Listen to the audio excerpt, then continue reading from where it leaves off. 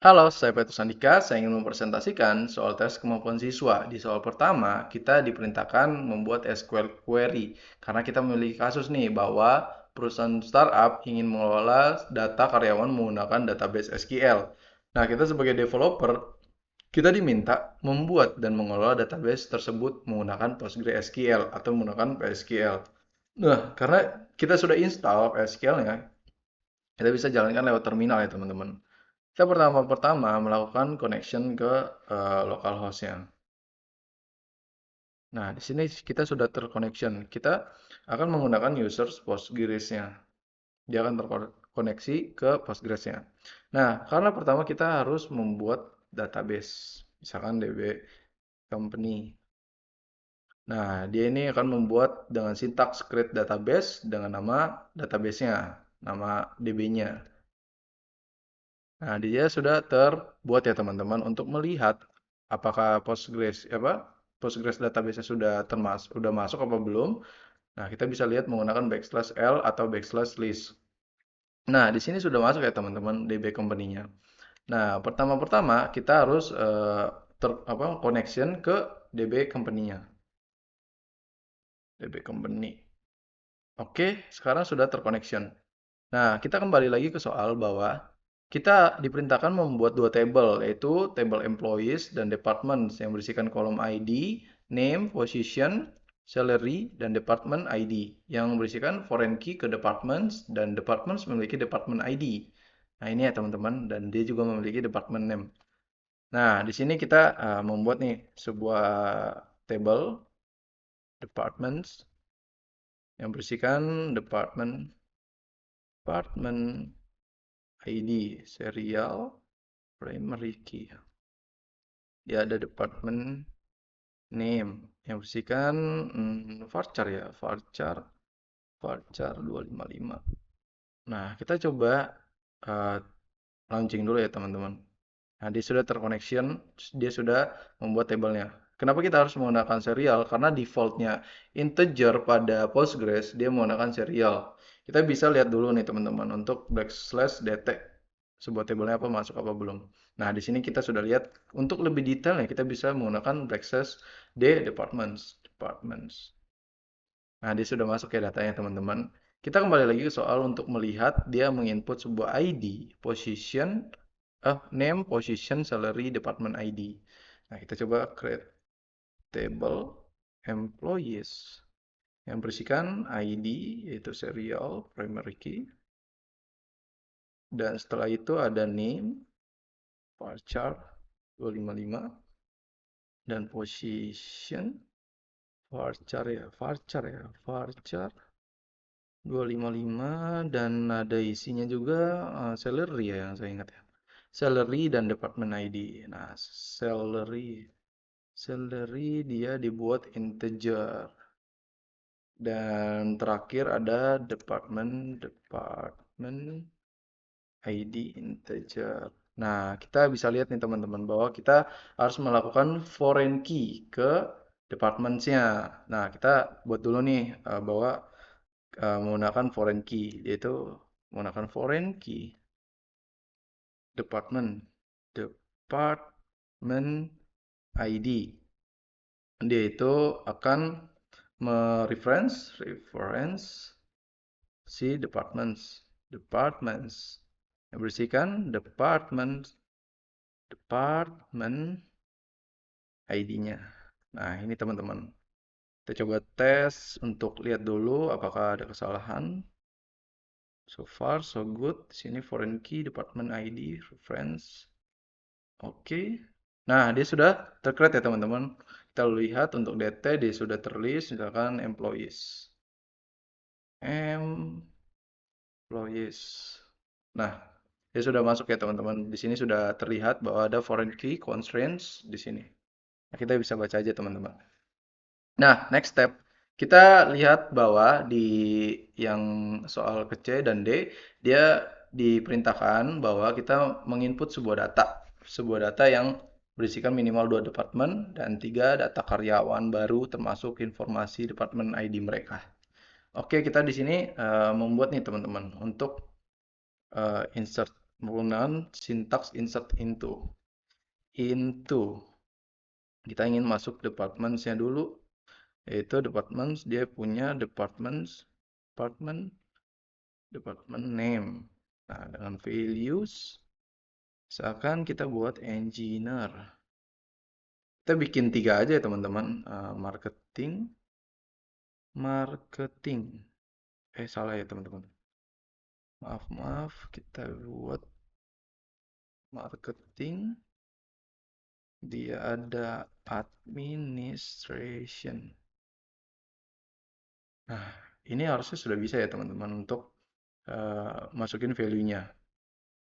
Oke, kenapa saya harus masukin department name-nya aja? Kenapa nggak ada department ID-nya? Karena saya ingin dia terotomatis memasukkan ID-nya sendiri dari Postgres-nya. Sebenarnya kita bisa input manual gitu, tapi saya ingin dia bisa terinput otomatis. Kita ingin melihat sebuah datanya nih yang masuk ke departments. Select all from departments. Nah, di sini datanya sudah masuk ya teman-teman. Nah, yang kedua, kita diperintahkan untuk bukan mengcreate, menginput ya, menginput si employees-nya. Nah, kita menginput nih bahwa ada name, position, salary, ada salary, habis itu department ID-nya, department ID. Dia akan berisikan values. Nah, di sini kita banyak nih teman-teman untuk memasukkan values-nya nih teman-teman. Kita kan masukin 3 data ya. Coba untuk masukin dulu ya teman-teman dengan position misalkan manager. Tadi ya salary-nya misalkan 10.000. Habis itu department ID-nya kita masukkan engineer. Oke. Insert into nah, di sini kita coba testing untuk satu value aja ya teman-teman. Nah, dia sudah masuk teman-teman. Kita coba cek dulu untuk select all from employees. Nah, dia sudah masuk. Kita coba untuk melakukan multi value.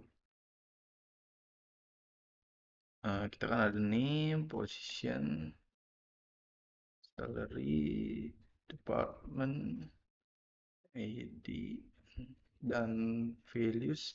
Bisikan misalkan Isah Veronica, misalkan. Habis itu dia sebagai staff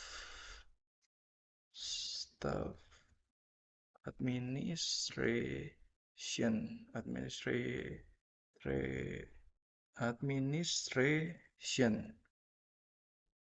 Habis itu dia salary-nya misalkan 4.500. Dia masuk ke ini. Nah, kita masukin lagi misalkan John Doe, dia sebagai sales marketing ya, marketing. Terus dia gajinya misalkan kita masukkan 6.000 saja. 6.000, habis itu dia masuk ke 2. Oke, seperti ini teman-teman, harusnya dia sudah masuk ya. Nah, dia sudah masuk teman-teman. Kita coba select all from. Nah, wait.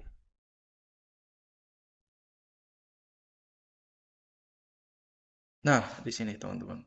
Nah, dia sudah terinput ya teman-teman. Kita kembali lagi ke soal ke E. Kita diperintahkan mengupdate sebuah gaji karyawan ID 2 menjadi 7.500. Kita bisa nih menggunakan update, sintaks update, employees, set salary-nya 7.500 ya. Where, di mana dia itu ID-nya 2. Nah, di sini harusnya sudah bisa ya teman-teman. Nah, dia sudah terupdate. Kita coba untuk cek ke employees-nya. Nah, di sini sudah terupdate dari 6 dari berapa ya? 4.500 jadi 7.500. Nah, di sini ya teman-teman. Nah, soal selanjutnya kita diperintahkan untuk menghapus karyawan yang berisikan nama John Doe. John Doe, misalkan John Doe. Kita menggunakan sintaks delete from. Delete from employees where Name-nya is John Doe. John Doe. Oke, sip. Nah, sudah dihapus. Nah, di sini sudah terhapus ya teman-teman untuk si John Doe-nya.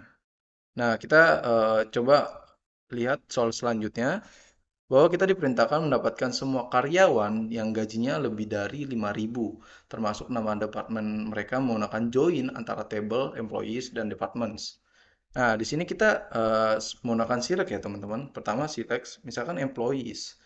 Enggak deh. Coba kita untuk mempersingkat saja ya teman-teman dengan employees name as employee name, dia ada position ini itu employees ya teman-teman. Habis itu wait kita menggunakan si salary-nya ya, salary, terus juga department, department, ya, department name. Habis itu ada kita menggunakan from employees itu akan menginisialisasi bahwa employees ini akan menggunakan inisial ID inisial gitu. Misalkan department join ke department ke table keduanya. Nah, dia from table satu akan join ke table kedua gitu.